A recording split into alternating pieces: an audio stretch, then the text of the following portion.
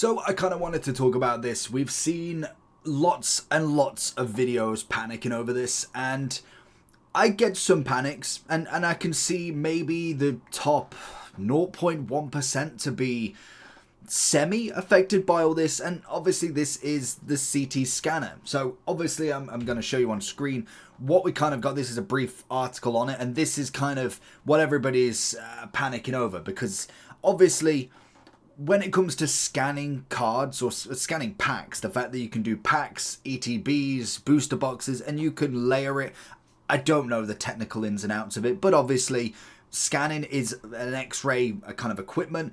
The whole point is to be able to see a pattern. For instance, if you see the outlines of a Charizard, for instance, you could tell, you could match it up with the design of what all of them cards are in that pack, and you could figure out which one is which. So as you see, something along this, so you can see obviously the Charizard, you'd be able to see kind of like the outlines of this, and you'd be able to know that nobody else has them outlines. You know what card's in there. Now, the main thing is, a lot of people start panicking thinking everybody's going to have one, and this is more of a fear for the next, say, like 10, 20, 30 years, and we'll get into that, but not everybody is going to be able to have this level of equipment, let alone be able to pay for it. Like, these are not cheap pieces of equipment. Like, the whole point of this is it's just incredibly hard to get, and obviously everybody's panicking the fact that over the next 34 years they may get cheaper. They are still very expensive. It's not going to be your everyday modern set going through a scanner, and I think that's the big thing right there, is this is going to affect the very, very minority of collectors. Like, no modern set is going to be worth, and I believe, quote me if I'm wrong, it's around about $75. I think it's about, what, that'd be about £60, £65, I want to say, for a set amount of charge between each pack. Now, obviously, they do vary in cost depending on how many packs you take. Just like grading, if you send 10 grand worth of kind of packs to go get done, or 100 grand, you might get a cheaper service. But if you take off, like, one booster pack is, for instance, $75, there is a very few and far amount of booster packs that would be worth sending. And even if, for instance, you took Evolving Skies kind of 10 years, 20 years down the line, it could be one, and it also could not be one. There's so many different ones. But the problem you've got is, and I think I've seen, I can't remember who the YouTuber was, but they made a perfect example of it would only affect vintage heavy packs, and this is a very, very tiny amount. That, yes, I could understand. A vintage, a first edition base set, Skyridge, maybe even like a gym challenge or something of a first edition nature, something that you're going to spend a fair amount of whack on one pack. That is, okay, understandable that there might be some problem with it. But also, the second part is, if it's sealed and you are a sealed collector, there is plenty of packs that are lightweight. There is kind of a non-guarantee of a holo in it. There's so many of them available right now, first edition and non-first edition, that are still at a very good value of a few £100, maybe even creeping into the £1,000 mark. And this can obviously shift as we go 10, 20 years, 30 years down the line. The whole point of these vintage packs, because that's predominantly what it's affecting, I guarantee, especially for the next 10 years, modern sets will not be hit by any of this, because who is going to give up, even if, like I said, you took an Evolving Skies of a £10 pack, I believe is what the value is at the moment, and spend $70 getting it scanned. Even if you could get it, say, at $200 for a whole booster box, the maths don't add up, so you'd be looking more towards $500 to $1,000 for a £700 booster box. That the likely chance that there's an Umbreon, there's an Espeon, or any of the top in that set that is actually going to be in that box, because if there isn't, then you have just put a £700 box now up to $1,700 from one potential scan. It's not going to happen. It really isn't. So that is kind of the first argument, that modern sets are going to take absolutely years before they even get close to this. To say this even doesn't die out, to be honest. Because obviously when it comes to sealed sets, there is a lot of collectors out there that don't care what's in the pack. The whole point of a sealed collector is to keep it sealed. The only way that you get rid of any sort of sealed value is by uncovering it, opening it. So at that point, then yes, I could understand there could be a bit of a value shift if you took a first edition base set and got it scanned and you saw there was a Charizard in it. Of course, that's going to make a better value for it compared to a non-holo in a heavy pack, or kind of one of the lesser ones. For instance, if we went for something like a Raichu instead, something like that, then that's a fair enough example. Yes, of course, if you're going for a first edition set, you are planning to open it and you've scanned it, you know full well there's a Charizard in there, you've got the receipts, all that, of course you will be able to sell that pack for more. That is fair enough. But how many people in just the generic that are collecting sealed? I've got 2 Japanese boxes as my first ever sealed products I've been keeping.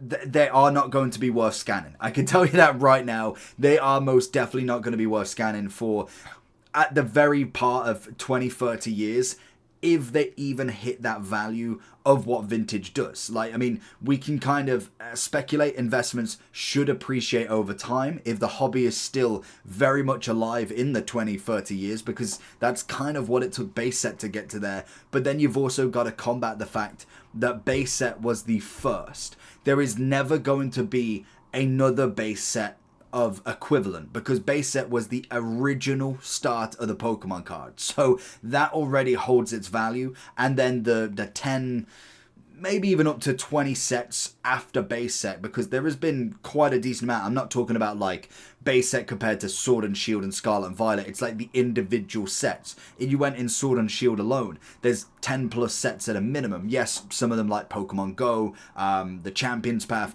Yes, of course, they are smaller sets, so whether you'd consider them or just a spin-off instead, you're looking at your Evolving Skies, your Battle Styles, you're looking at your Astral Radiance. They are the specific sets. You've got Base, Rocket, Jungle. You could probably even go Legendary Collection, because it wasn't as if back then the sets were massive. Like, we're not looking at 200-300 card sets. We're looking at maybe 100 on some of them even hitting just the 60s, 70s, but there was a lot more value in between, whereas now we've got a lot of different rarities, from rare to double rare to VMAX, V, alt art, special art. Like, there's so many that you can get.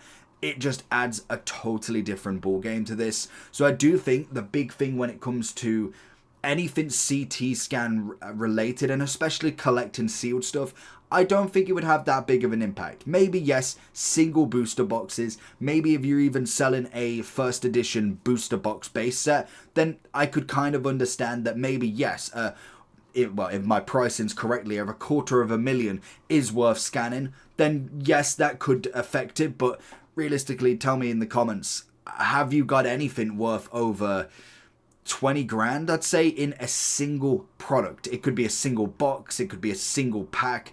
Is there anything in your collection that you've truly got that is on that sort of level? I know full well that if I'm collecting from just an enjoyment point of view, maybe you like both. I personally like to have a set of my own and then potentially some sealed products, but it isn't necessarily my biggest concern to have a sealed collection that is meant to be a guaranteed product. I like just having a few different little bits of collections. Like I said, I've only got 2 boxes which are just there.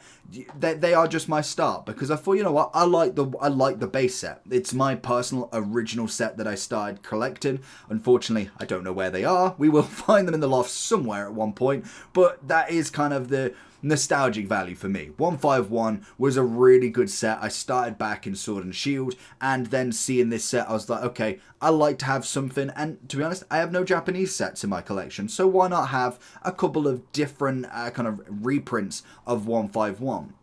But when it comes to the actual investment side of CT scanning, I just don't see it being that much of an issue for any modern sets, if ever, because these are not going to become these everyday items. Like, if they do, it's going to take a long, long time, far past potentially Pokemon even still announcing sets, to be honest. And even then, I think at this point, you could definitely write it off for at least a fair few years. Because when it comes to the sets, it is high end, and that is absolutely it. So it might affect some of the very first sets, and mainly in first edition. But the big thing that you've got to take away from this is the fact that if it's sealed and you want to keep it sealed, you can find another buyer that is sealed collector as well. They are not looking to open it. They're not looking to kind of find a profit margin on it as such. Maybe they're not buying it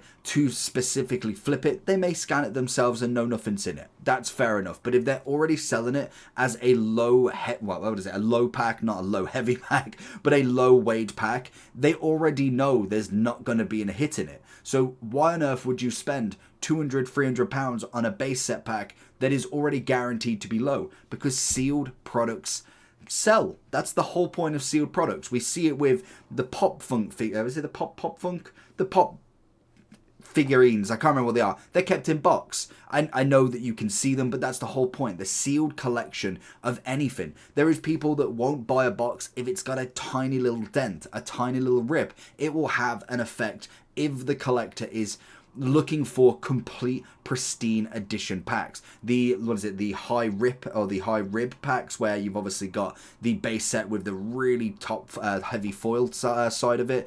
They are specific in that niche, and that is what they purchase. So there is always a buyer. Now you might find potential high end maybe scanning a pack and maybe not being as kind of forthcoming, but that will potentially be then they sell the heavy packs, and if they then sell scanned packs, you would kind of work two and two together. You know full well if they're selling a Charizard guarantee, but then they're also selling heavy base packs, you know full well they've got them scanned anyway. So that would be where you'd kind of then have to play the odds. But I don't think my audience is based around very high vintage sets, because most definitely it's a very brand new kind of market to me, and I must admit it's very interesting to see the panic that people make on this, and it's understandable, because even myself, first hearing the news, I'm like, okay, this is it, Pokemon's done forever. But when you actually look into it, you realize that it really isn't affecting probably 99.9% of collectors on any sort of daily basis by any stretch. So let me know your thoughts on it. I just thought I'd make a video on it. It's a very interesting topic, especially when we do have new sets announced. It will be interesting maybe in the next 20 years to see where it does develop. It could have an impact later on down the line, but for right now, I would definitely not be panic selling anything, and I don't even think for the next 5 years. I just don't see it being worth, unless it came out, I'd say the only way that this would really be a panic is if it came out that the service was like $5 or like $10 for X amount of packs. That would be the only way, and we know full well if they've just bought this in and they're saying $70 per pack, there is no way that that is dropping in the next 5 years. If anything, it goes up depending on the competition around them. But they're definitely not going to be going under that 70 value for a considerable amount of time. So let me know down below what you think, and I'll catch you all for the next time. Peace.